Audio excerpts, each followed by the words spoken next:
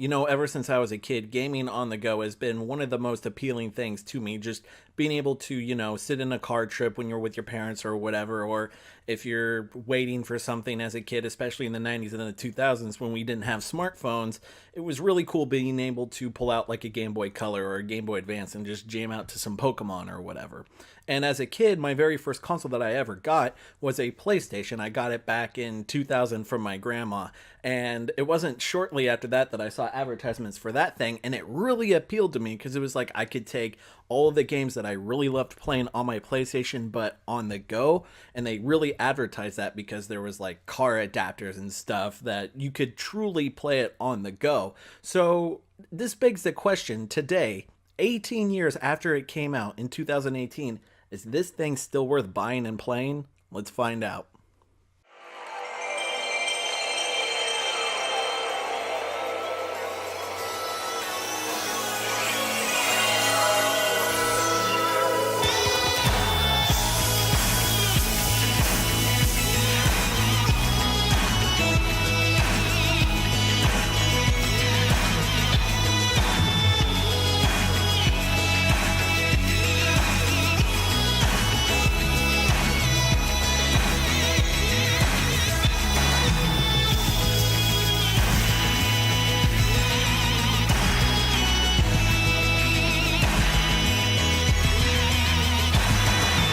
Sony released the PlayStation in 1994, and with it they revolutionized the gaming industry with their next-gen optical drive-based console. The original model had a larger, more rectangular body, and over 6 years it had 25 differing versions.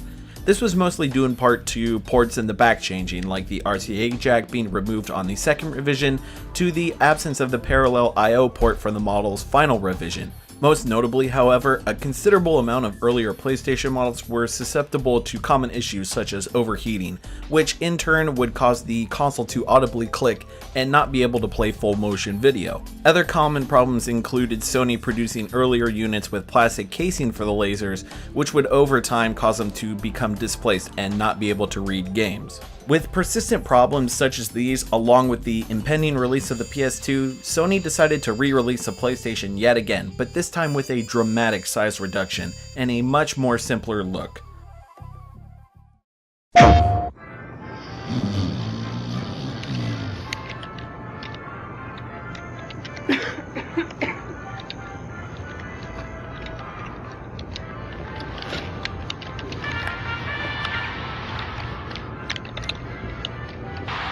That'll buff up a team.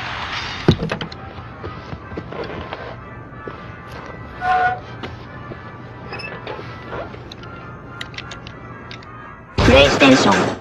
The model was rebranded as the PS1 so as to not cause confusion with the upcoming PS2.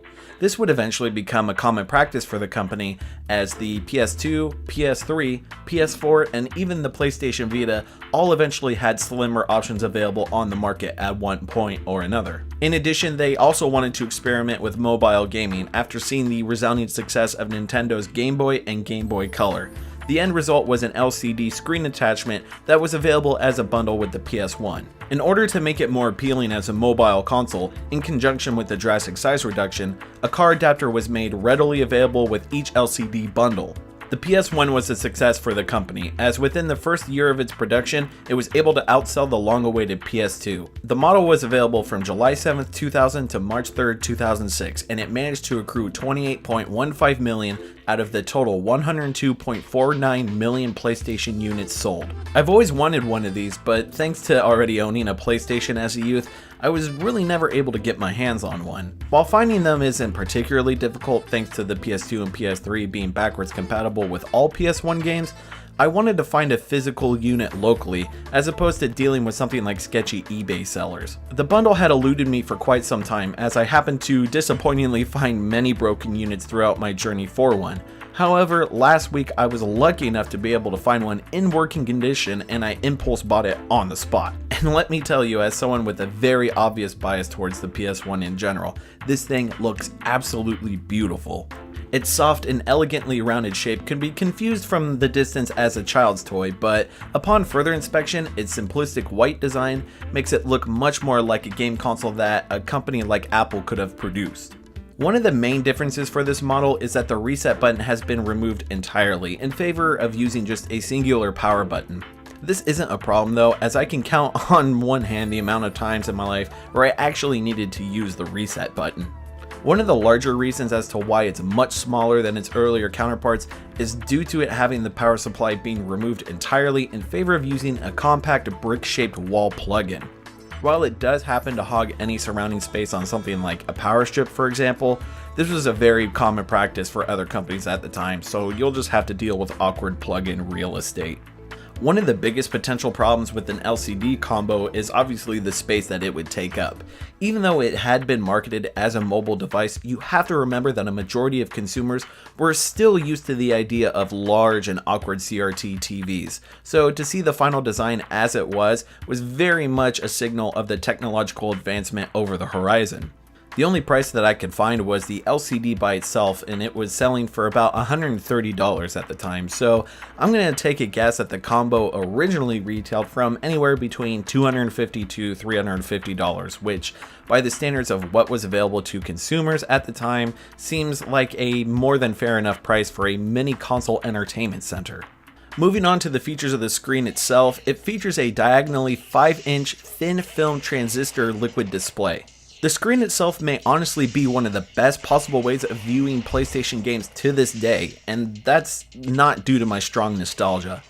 Having the screen be shrunken down to such a small size helps bring out the deepest blacks and the brightest whites. This is due mainly thanks to the low res count and polygon shapes being able to display at a much cleaner and smoother rate, rather than having to deal with a wider, more finicky display. One of the big downfalls to PlayStation games is the fact that they aesthetically aged very poorly, given that they're like 20 years old. But the visual quality from this display helps out with making older games look significantly better. It also includes a toggle to adjust your brightness, which is very much appreciated, as having to deal with a locked brightness setting would have been slightly annoying. As far as the speakers are concerned, we have two 1.5 by 1 1/8 inch speakers on both the left and the right of the display. While the audio quality isn't something akin to something like Bose speakers, for example, they do one hell of a job. I was wondering if nearly 2 decades worth of wear would have heavily distorted the sound quality, but we have to remember that this is a Sony product, and throughout the 80s and 90s, they had quite the reputation for high quality audio devices. I mean, even very particular early PlayStation models are revered amongst audiophiles, so you gotta know that Sony's audio quality it used to be very, very high. While it doesn't necessarily pack that heavy of a punch for bass, even today that's to be expected of speakers this size, so that's really not much of a detriment. They can get quite loud, however, so you'll want to keep that in mind. You more than likely won't have too many problems with it, so long as you don't crank the volume all the way up, as it makes the speakers crack quite audibly. In terms of I/O, we have 2 front-facing controller ports and 2 memory card slots, which is the standard for every single PlayStation model. Without the LCD expansion, the rear has 1 AV jack and 1 7.5 volt DC input. With the screen attached, however, we gain an AV input to let it be used as a display outside of the PS1, and we also gain a headphone jack. The biggest problem with my console is actually the headphone jack itself, as every single pair of external speakers and headphones has provided some sort of audio error. After searching for hours on the internet, I wasn't able to find anyone else that really had the same problem, so I'd like to imagine that my unit is in the minority. However, I wouldn't be surprised if over time more screens like this will also face this very, very small problem. Headphone audio issues aside, the PS1 LCD Combo is a fantastic gaming setup. The foldable screen, along with its small size and high quality build, is something that is more than worth your purchase. However, if you're not a collector or a PS1 diehard fanboy such as myself, I actually would not suggest buying this. If you're wanting to play some nostalgic games, or if you just want to explore what the PlayStation has to offer, then I'd suggest either buying a PS2 or a PS3, as they can both play nearly every single PS game that's ever been released. But if you have your heart set on this though, I can't suggest buying it soon enough. Over the years, this thing has slowly but surely crept up in value, not just because of time and availability, but also because the screen is highly sought after by the modding community for both its small size and great picture quality. As of right now, buying this total unit for $80 is more than worth it, and I honestly can't gush about it more even if I tried. So yeah, that's pretty much my overall thoughts on the portable PlayStation 1, as it were. I will eventually go over more consoles because I want to go over the PS2 and the PS3 and the PS4 and even the mobile stuff like the PS Vita and the PSP, plus the PlayStation TV, which is a little console that no one remembers because it's kind of garbage. But yeah, just to bring it back up again, biases aside, obviously, I mean, look at what I'm fucking wearing. But yeah, I'm pretty much in love with that thing. I've always wanted one ever since I was a kid, and now that I finally have the opportunity to play some like Dino Crisis 2 or whatever on that tiny little screen and just have the time of my life, you know, that's A-okay with me. Anyways, thank you all for watching very much. Hopefully this video will make you want to subscribe to the channel and maybe throw a like my way. You know, it's the first video on the channel. I don't think it's that bad of a first video if I don't say so myself. Anyways, I'm Nick with Nostalgia Bites. You all been wonderful, and I'll catch you on the flip side.